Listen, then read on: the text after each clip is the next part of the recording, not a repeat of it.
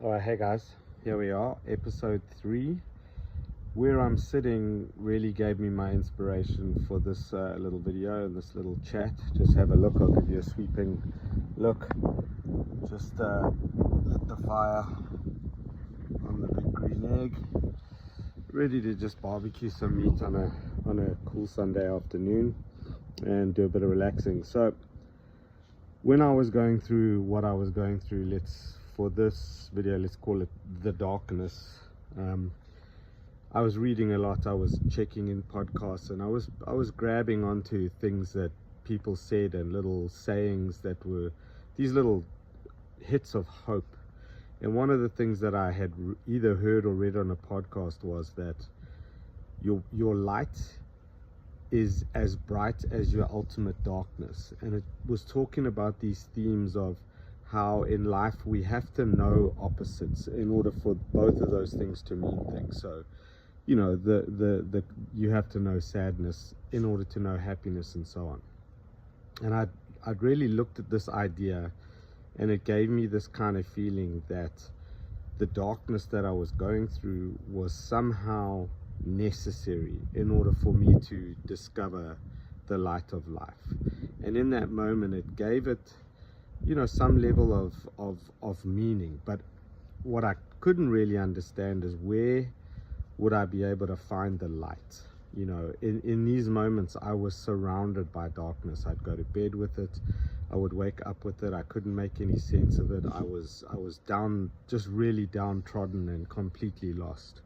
And people were talking about light and happiness and joy and all these things, and I didn't know how I was going to find it. It was this far away concept while I was surrounded by blackness. And so at that time I read a book by Eckhart Tolle, which is called The Power of Now. And he spoke about this idea of, you know, the past has happened and the future may or may not even happen, and really all we have is the now. And so in that process, I kind of reduced my life to the moments, just to moments. How could I get through to the next moment? And then he started introducing this idea of intentionally then filling those moments with a positive, with a joy, and choosing it, right?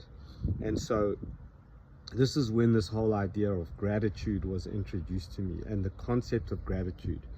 And the challenge that I set myself then was, let me increase the ratios. Let me have more great moments or joyful moments than sad moments.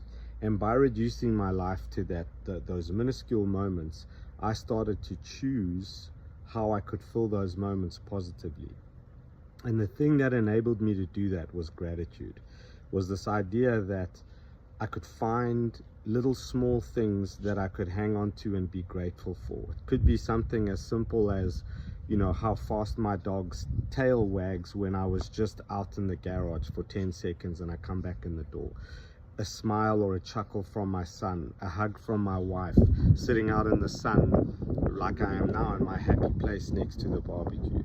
And I started to fill these moments with those little moments of gratitude. And what that gave me was a glimmer, just a glimmer that there is meaning. There are things here that I can hold on to that give me joyful moments. And so what transpired from that was gratitude became a practice. It became a momentary practice that I practiced in the moment. And then it became something that while I was driving my car, I would look for things that I could be grateful for. And that gratitude started changing my outlook. And it started creating these positive moments. And what I came to realize through that in the darkness was that what I was going through was some kind of spiritual learning, spiritual crisis, some kind of identity crisis. But the darkness was making me question. And if I could get my way through the darkness, it would lead me towards some kind of light. And that would be healing, and that would be me being spiritually evolved, spiritually changed. And what happened was, in that moment, I realized that I was looking for things exteriorly to kind of help me with this kind of healing process. You know, I was taking medication, I was doing things exterior, when I had this kind of epiphany moment where I realized my Everest was within, and what I needed to do was become the light, and that light would then shine me through the darkness. And the way to do that was through gratitude.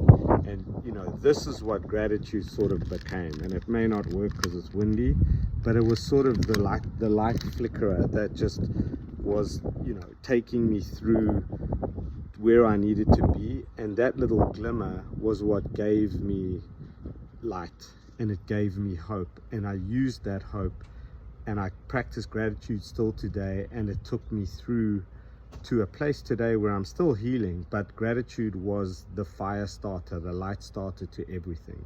So give it a try. Just find things that you can be grateful for every moment, and your brain will change. Those little synapses will fire, and you will start thinking more positively than negatively, and that in itself will be the change. Give it a try. Let me know if anyone out there likes these videos. Keith, thanks for your comment on the last one. That was amazing. And if you haven't checked out my book yet, please check out Cowboys Can Cry. It's on Amazon, $15. It's a very, very short read. It's my story. And thank you for watching. I'll see you next week.